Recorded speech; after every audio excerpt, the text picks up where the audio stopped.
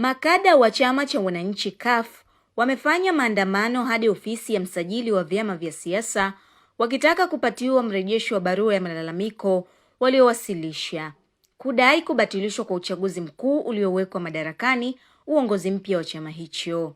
Walipowasili katika ofisi hizo jijini Dar es Salaam, walipokelewa na msajili msaidizi wa vyama vya siasa Sisti Nyahoza. Malalamiko hayo yaliwasilishwa kwenye kati tofauti na makada wa CUF, akiwemo aliyekuwa makamu mwenyekiti wa chama hicho Bara Othman Omar Dunga pamoja na Romanus Mapunda. Wawili hao wanataka uchaguzi mkuu uliomchagua Mirambo Yusuf na viongozi wengine wa chama wabatilishwe, akidai ulikumbwa na kasoro mbalimbali za michakato. Dunga, ambaye alikuwa mpinzani mkuu wa Mirambo katika uchaguzi huo, malalamiko yake yanadai baadhi ya wajumbe walioshiriki kupiga kura hawakuwa na sifa za kisheria za kushiriki mchakato huo.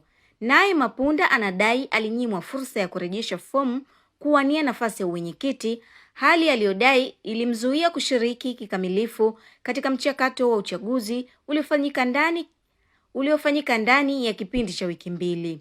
Uchaguzi huo ulifanyika Februari 22 mwaka huu baada ya ofisi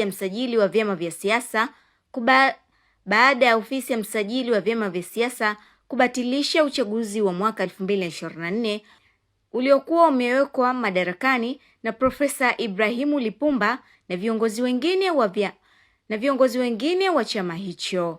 Aisha Charles, Tifu TV.